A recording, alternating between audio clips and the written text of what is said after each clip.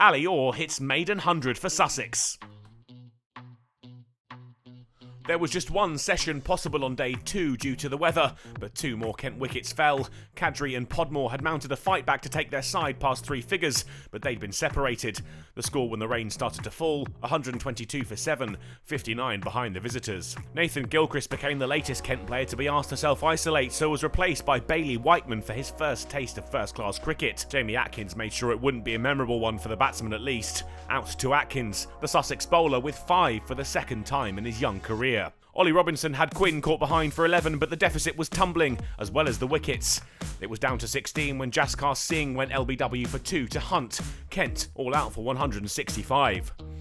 Nobody had really got to grips with the Sussex attack, but who can blame Kent? Their preparations had been far from straightforward, and the lineup was even chopping and changing mid-match.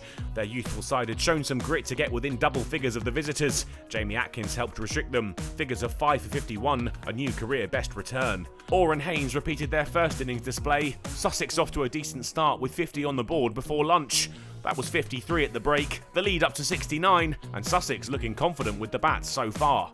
Unlike in their first innings, Sussex avoided damage halfway to the 100, and instead, Orr and Haynes continued to build their lead. With another boundary, Orr had his 50, a third in as many matches, another Sussex starlet impressing, and the lead up to 100 now. And the score followed it, 3 figures on the board, a 100-run opening partnership sealed. Kent were trying everything they could to make a breakthrough, but Sussex stood tall, and Haynes joined his young colleague. 50 up off 114 balls, the lead now over 150. The score was just 3 runs shy of 150 at the break, but Orr had now turned his attention to 100. The pair's partnership was worth 150 at the resumption, Sussex marching on. Orr's day was about to get better though, 3 figures to his name for the first time in his first-class career, up to the mark with his 16th 4 of an innings, full of maturity beyond his years.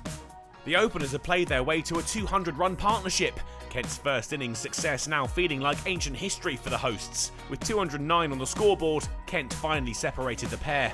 Orr's impressive knock brought to an end, caught by Lincoln off the bowling of Jaskar and Singh.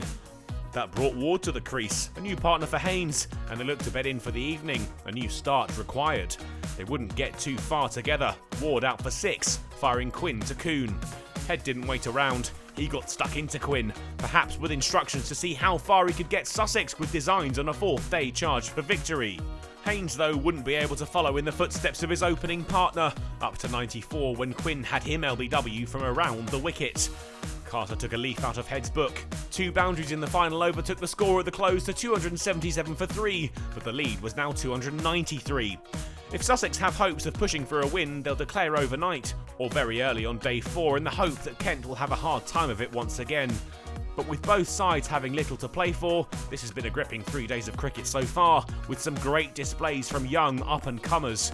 More of that on day 4, and both sides will finish the group stage with something to relish.